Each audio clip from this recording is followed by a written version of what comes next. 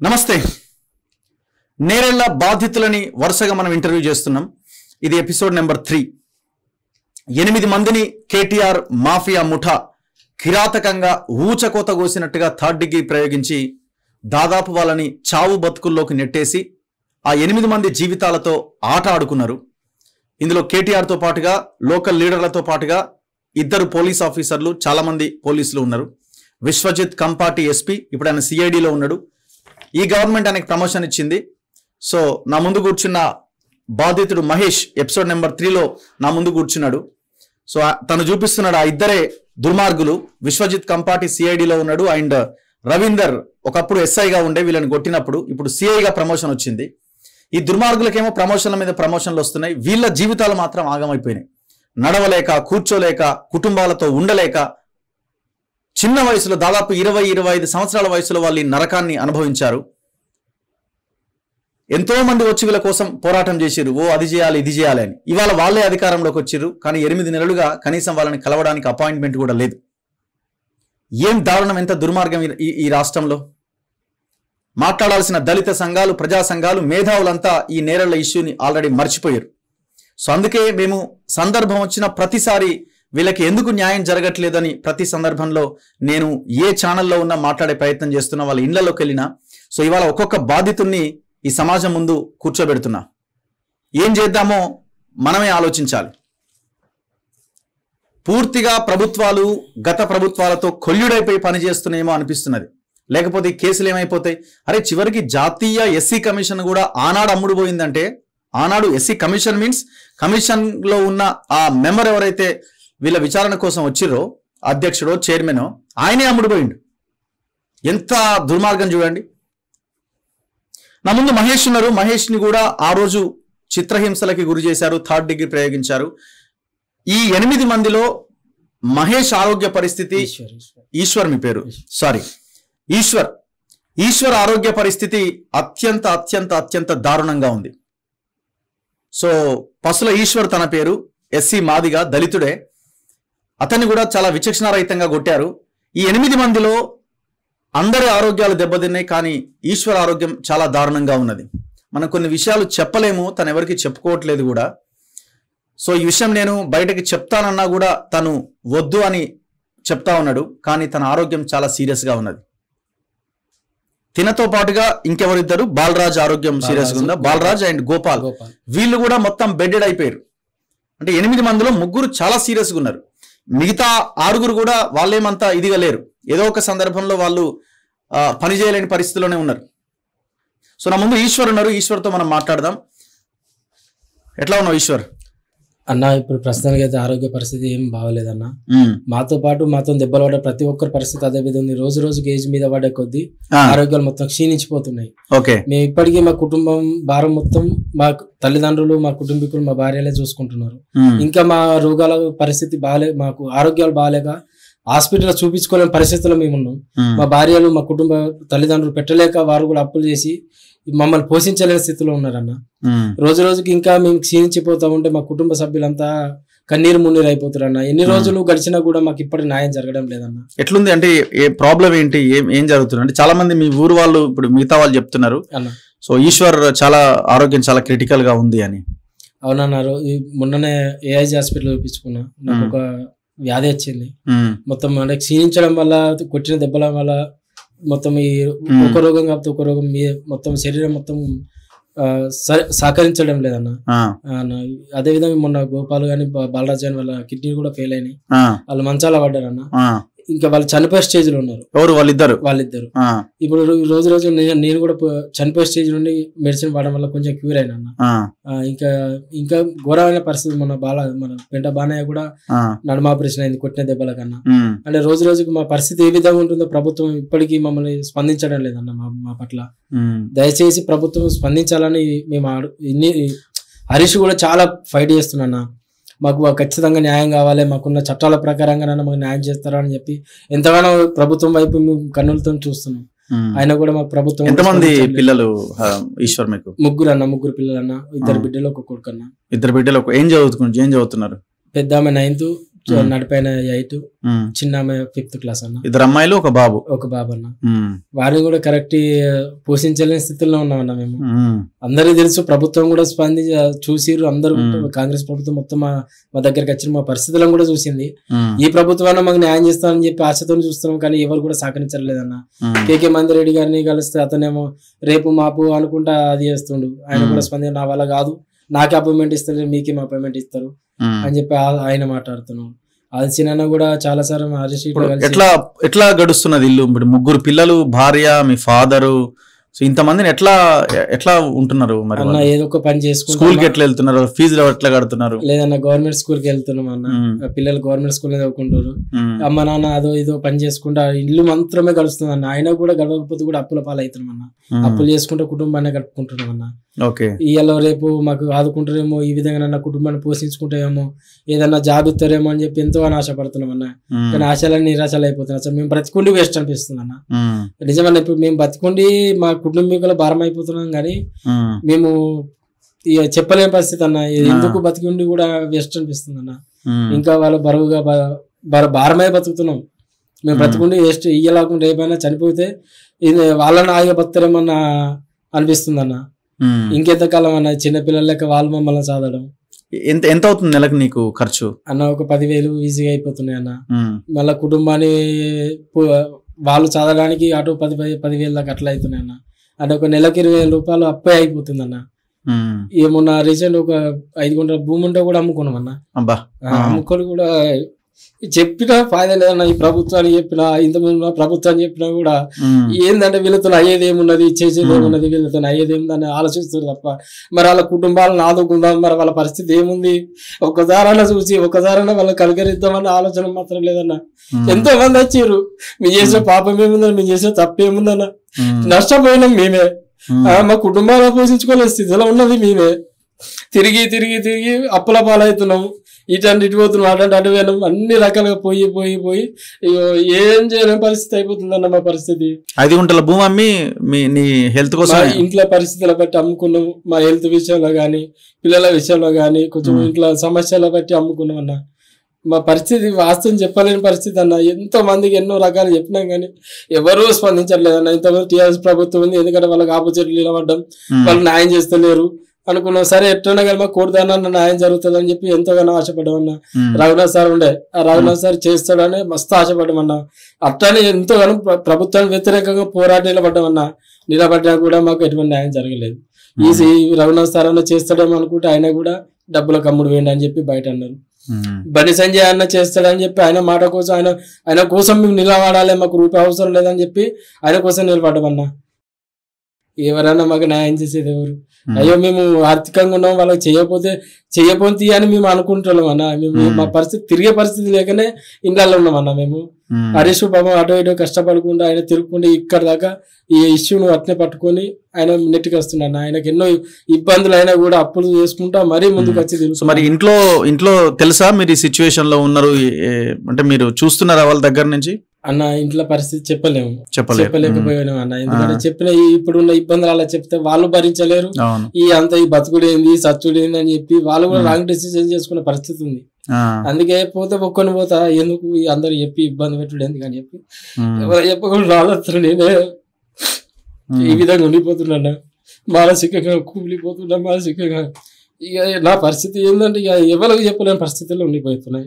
ఏం చేయాలన్నా? ఈ కాంగ్రెస్ ప్రభుత్వాన్ని ఆదుకుంటామేమో అని ఇంకా వెయిట్ చేస్తా ఉన్నాం. వీళ్ళు కూడా ఒక లత్తరు ఎలక్షన్ ఉన్న అన్ని రోజులు మేమున్నా అన్నాం. సరే ఉన్నదాన్ని ఇప్పుడు కూడా మేము భావిస్తున్నాం. ఎంత మీ ఏజ్ ఎంత ఈశ్వర్? 33 అన్న. 33 ఇన్సిడెంట్ జరిగినప్పుడు 26 సంవత్సరాలు ఉన్నాను అంతే అన్న. పెళ్లి ఎప్పుడైంది? పెళ్లి 2011లో అయిందన్న. అంటే 22 నెలలకే చేసుకున్నాను. 22 నెలలు 23 నెలలకి చేసుకున్నాను. 21లో చేసుకున్నాను. 21 ఏజ్ ఉన్నప్పుడు చేసుకున్నాను. సో మీ భార్య కూడా పనికి వెళ్తుందా? పనికి వెళ్తున్నా. మా భార్య డిగ్రీ చేసింది.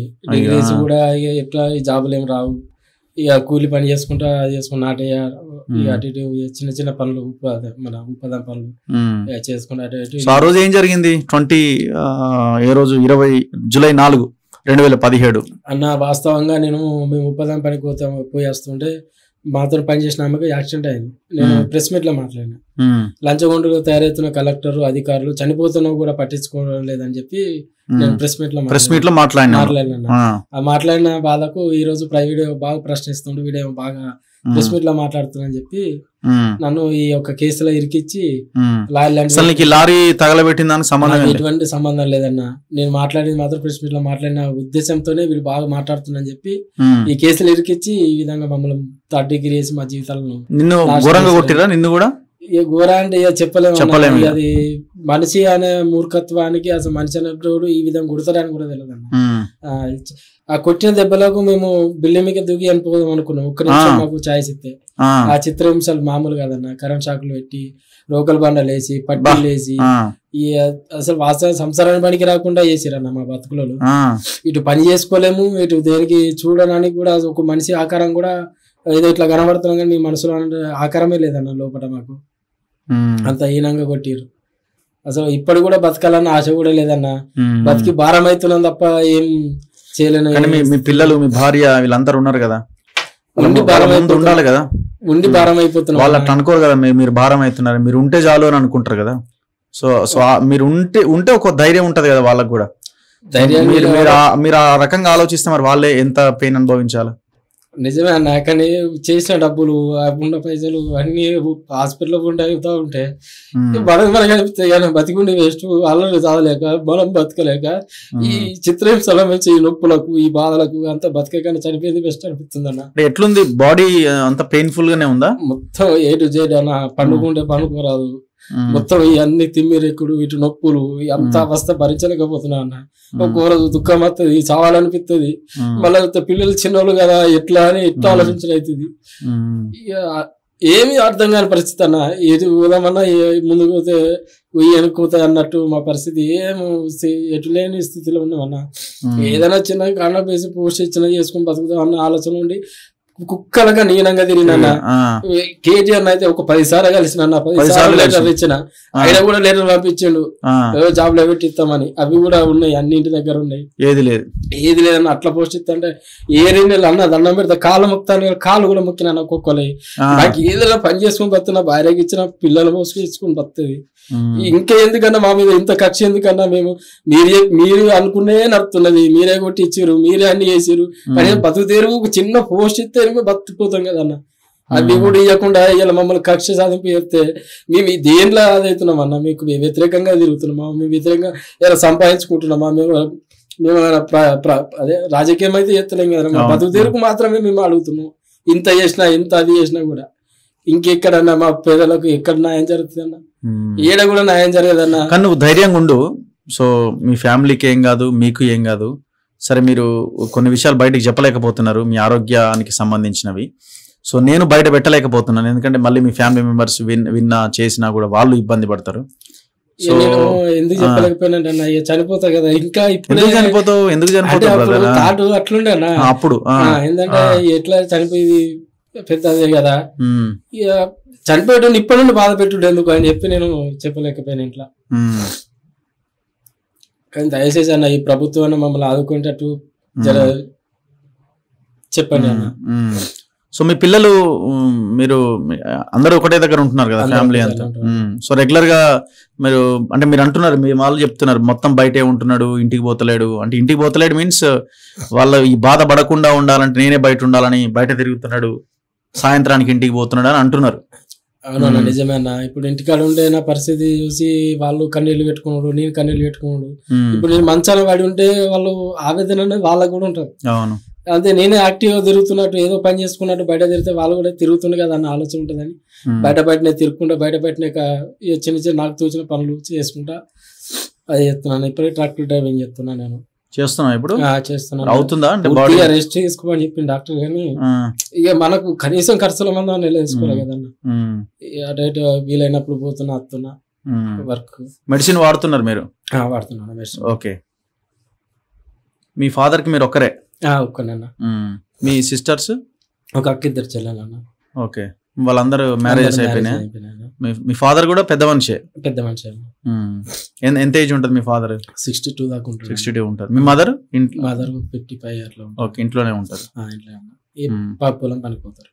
ఓకే, ఒకటైనా దయచేసి ఈ కాంగ్రెస్ ప్రభుత్వాన్ని మాకు న్యాయం చేయాలని బతిలాడుకుంటున్నాం. మేము దేనికి వ్యతిరేకులము కాదు, మా కుటుంబాలను పోషించడం కోసమే మేము అడుగుతున్నాం. మా జరిగిన న్యాయాన్ని మీరు చూసిరు, అన్యాయాన్ని మీరు చూసిరు కాబట్టి మేము బ్రతిలాడుకుంటున్నాం. మాకున్న ప్రభుత్వాలు, మాకున్న చట్ట ప్రకారంగా న్యాయం జరగడం లేదు. ఇటు ప్రజల నుండి ఎంతో ప్రజా సంఘాలు వచ్చినాయి, అన్ని రకాల పార్టీలు వచ్చినాయి, అందరు మేమున్నామన్నాం, కానీ ఇప్పుడు మాకు ఎవ్వరూ లేరు. అప్పుడు మేమున్నామని ప్రతి ఒక్కరు ముందుకు వచ్చి మమ్మల్ని ఉత్తేజపరిచారు. మేము ప్రభుత్వాన్ని, అప్పుడు ఉన్న టీఆర్ఎస్ ప్రభుత్వం వ్యతిరేకంగా పోరాడినాం. ఎందుకు పోరాడినా, మీరు చేస్తున్న అరాచకాలకు మేము వ్యతిరేకంగా పోరాడినాం. అవన్నీ దృష్టిలో పెట్టుకొని మనం న్యాయం చేయాలని బ్రతిలాడుకుంటున్నాం అన్న. రేవంత్ రెడ్డి అన్న, మీకు దండం పెడతాం, మీకు కాలు మొక్కుతామన్నా. మా పరిస్థితులను మీరు చూసి మమ్మల్ని ఖచ్చితంగా మేము న్యాయం చేయమని బ్రతిలాడుకుంటున్నాం అన్న. అనిపించిందా ఏదో సందర్భంలో మీ వాళ్ళు చెప్తున్నారు అంటే నేను ఉండను ఇంకా అనే నిర్ణయానికి ఏమన్నా వచ్చినావాను? అవునన్నా, వాస్తవాన్ని చనిపోతాను ఉద్దేశంతోనే నేను వచ్చిన. ఇక ముందు కూడా ఎట్లా నేను చనిపోతాను, ఎట్లా ఇంకో సంవత్సరం 2 సంవత్సరాలు చనిపోతా ఎందుకు అనుకుంటున్నావు? అట్లా ధైర్యంగా ఉండు కదా. ఇప్పుడు మనం అనుకున్న నమ్మకమే మనల్ని నిలబెడుతుంది. మనం అయిపోయింది అనుకుంటే ఇంకా మనం ఇదైపోతుంటాం. అంటే రోజు రోజుకి మీరు ఒకటే అనుకోండి, మీ పిల్లల కోసం నేను బతకాలి, నేను ఉండాలి అని మీరు ధైర్యంగా అనుకుంటే ఖచ్చితంగా మీరు ఉంటారు. ఇప్పటికన్నా ఈ నొప్పులకు ఆశం అయితే లేదన్నా, ఏం చెప్పలేని పరిస్థితి.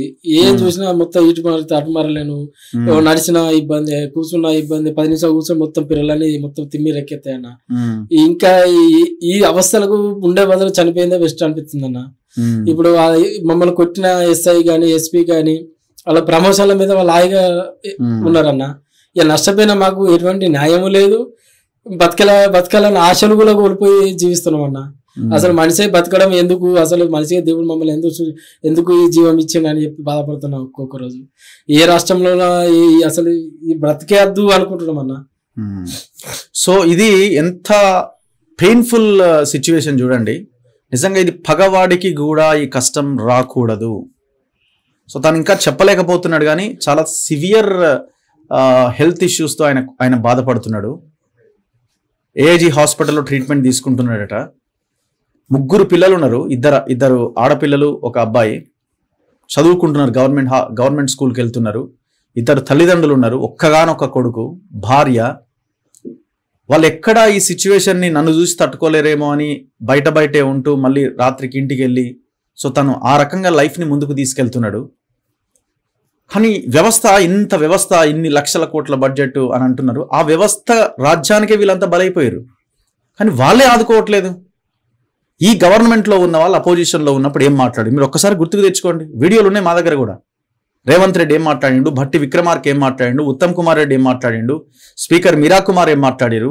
ఇవాళ ఎస్సీ వర్గీకరణ అయిపోయిందని మనం చాలా పెద్ద ఎత్తున సెలబ్రేట్ చేసుకుంటున్నాం కదా. మందకృష్ణ మాదిగ గారు మీరు రెస్పాండ్ అవ్వాలి, విశారదన్ మహారాజ్ గారు మీరు రెస్పాండ్ అవ్వాలి, ఆర్ఎస్ ప్రవీణ్ కుమార్ గారు మీరు రెస్పాండ్ అవ్వాలి. మీరు కూడా పోయిరా అక్కడికి. సో మీరంతా మాట్లాడాలి ఈ విషయం మీద. ఎందుకు ఈ విషయం పక్కకి వెళ్ళిపోయింది? మళ్ళీ కొత్త విషయం వస్తే మళ్ళీ దాన్ని అందుకోవాలి, మళ్ళీ దాని మీద రాజకీయం చేయాలి. నేను తప్ప ఈ విషయంలో మాట్లాడుతున్న రెండో వ్యక్తిని చూపించండి. మేము ఇది ఏదో గొప్పగా గర్వంగా మేము చెప్పుకునే సిచ్యువేషన్ లేదు. వీళ్ళకి న్యాయం జరగాలని కోరుకుంటున్నాం. 33 సంవత్సరాలు ఈశ్వర్ వయస్సు, 33 సంవత్సరాల్లో ఇంత నరకమైన అనుభవించాలనా? ఏం తప్పు చేసిండు ఆయన? ఓ ప్రెస్ మీట్ పెడితే ప్రభుత్వానికి వ్యతిరేకంగా ప్రెస్ మీట్లో మాట్లాడిండు. జరిగిన ఘటన విషయానికి కూడా ఆయనకు సంబంధం లేదు. ఇప్పుడు ఆయన ఒక వ్యాధితో బాధపడుతున్నాడు, చాలా క్రిటికల్ పొజిషన్లో ఉన్నాడు. ఎవ్రీ మంత్ మెడిసిన్ కావాలి. ఏమాత్రం అటు ఇటుగా మెడిసిన్ వాడకపోయినా ఇబ్బందుల్లోకి వెళ్తాడు. ఆయన ఇబ్బందుల్లోకి వెళ్తే కుటుంబం ఆగమైపోతుంది. నేను ఎందుకు అని అనుకునే సిచ్యువేషన్కి వస్తున్నాడంటే ఆ పెయిన్ అయినా మీకు అర్థం అవ్వట్లేదా?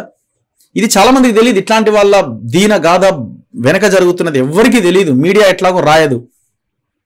సో కాబట్టి మేము ముందు పెడుతున్నాం, ఇప్పటికైనా వీళ్ళని ఆదుకోండి. ఇప్పుడు 8 మంది ఉంటే 8 మందికి 8 ఉద్యోగాలు, గవర్నమెంట్ ఉద్యోగాలు ఇవ్వడానికి మీకు ఏందండి నొప్పి? 8 మందికి మనిషి 1 కోటి రూపాయలు ఇవ్వడానికి మీకేం నొప్పి? ఇవ్వలేమా? మనిషి ఒక 2 ఎకరాలు 3 ఎకరాలు అదే గ్రామంలో ఉన్న భూమిని ఇవ్వడానికి మీకేం నొప్పి? ఇవన్నీ మనం చేయలేని సహాయాల. కనీసం వాళ్ళ ఆ నిందితుల మీద ఎస్సీ ఎస్టీ అట్రాసిటీ కేసు పెట్టిన వీళ్ళకి కొన్ని డబ్బులు వచ్చేవి. వీళ్ళు ఎస్సీ ఎస్టీలకి చట్టం చెప్తున్నది, ఎస్సీ ఎస్టీ చట్టం చెప్తున్నది, అట్రాసిటీ చట్టం. ఆ పని కూడా చేయట్లేదు. కనీసం మీరు నిందితులని కాపాడతారు, బాధితులని మీ గాలికి మీ సావు మీరు సావండి అంటారు. సో చాలా దారుణంగా ఉన్నది పరిస్థితి. లోకల్ లీడర్స్ కేకే మహేందర్ రెడ్డి గారు, పొన్నం ప్రభాకర్, ఆది శ్రీనివాస్ మీరు ఏం చేస్తున్నారండి? ముఖ్యమంత్రికి ఈ విషయం చెప్పలేరా? చెప్పినా కాదంటున్నాడా? సో ధైర్యంగా ఉండు ఈశ్వర్, మేమున్నాం, పబ్లిక్ ఉన్నారు, చూస్తున్న జనం ఉన్నారు. సో మీ ఆరోగ్యానికి ఏ ఇబ్బంది రాదు. సో మీ ఫ్యామిలీతో మంచిగా కూర్చోండి, మాట్లాడండి. మీ ట్రీట్మెంట్ కోసం అయ్యే డబ్బులు మనం పబ్లిక్ మనీ ద్వారా తీసుకునైనా మనం ట్రీట్మెంట్ ఇప్పించుకుందాం. ఇంకా ఏదైనా వేరే హాస్పిటల్, వేరే డాక్టర్ సెకండ్ ఒపీనియన్ తీసుకునైనా మనం ముందుకు వెళ్దాం. సో చాలా ధైర్యంగా ఉండండి, గట్టిగా ఉండండి. సో ఎందుకంటే మేము చాలా మందిని ఇదే పబ్లిక్ మనీ ద్వారా సేవ్ చేయగలిగినాం. సో ప్రజలు మీకు హెల్ప్ చేస్తారు.